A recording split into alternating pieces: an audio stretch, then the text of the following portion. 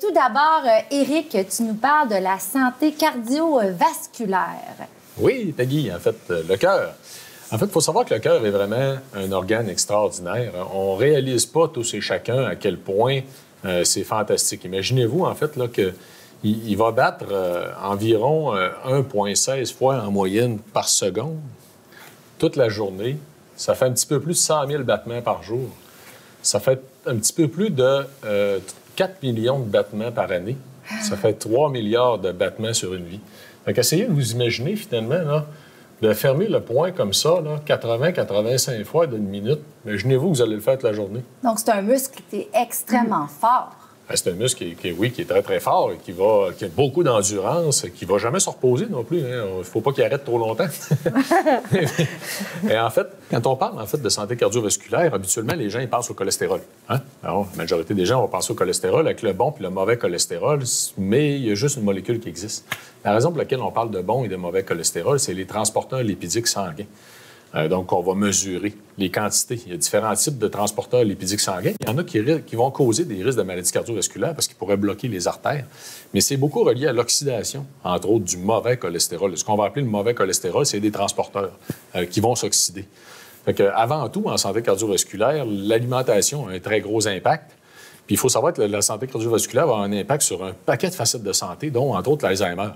Je te disais, en fait, la pression artérielle est le premier facteur de risque au niveau de l'Alzheimer. 35 des cas d'Alzheimer sont reliés à des problèmes de pression artérielle. Ouais. Ça, c'est très sérieux. Donc, même dans l'Alzheimer, donc je vais donner, en fait, en janvier, des conférences justement sur l'Alzheimer. Même dans le domaine de l'Alzheimer, en fait, il faut se soucier beaucoup de la santé cardiovasculaire. Les principaux facteurs de risque sont associés. Donc, tous les facteurs de santé cardiovasculaire sont associés aussi au risque de développer de la démence ou de l'Alzheimer plus tard dans notre vie. Ça fait que, bon, avant tout, donc, la saine alimentation, bien sûr, l'activité physique, l'ensemble des habitudes de vie, comme on a l'habitude, en fait, de le faire.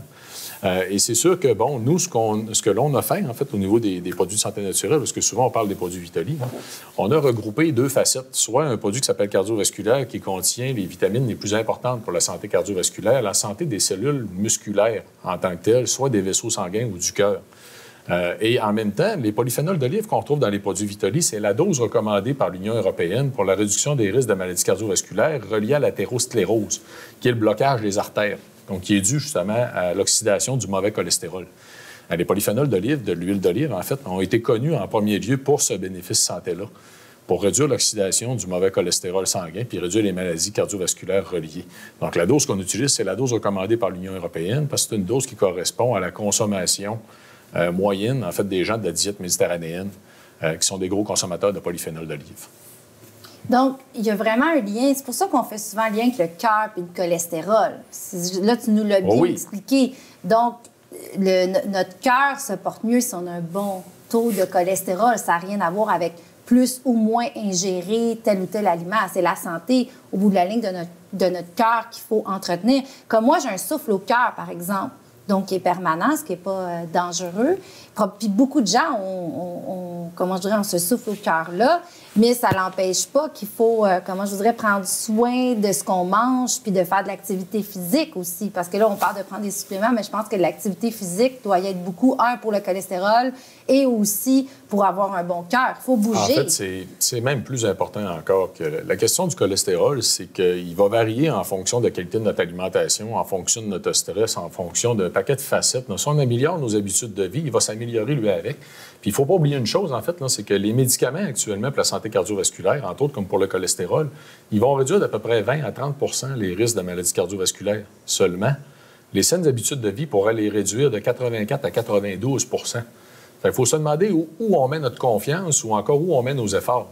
Fait que c'est pas parce que tu prends des médicaments pour la santé cardiovasculaire que nécessairement tu as fait tout ce que tu pouvais faire. Ça patche un peu le bobo. C'est un peu comme un pansement temporaire pour enlever les effets, mais ça ne va pas améliorer la condition de notre cœur. Bien, il y a des facettes qu'il y a des gens qui n'auront pas le choix. La question de la pression artérielle, souvent, ça va être génétique. Puis là, les gens vont avoir à prendre des médicaments pour contrôler la pression artérielle, puis il faut le faire. C'est une obligation. Si votre pression a tendance à être trop haute, il peut arriver justement des problèmes au cerveau que vous en rendrez pas compte. Mais ça peut aussi être géré par l'alimentation.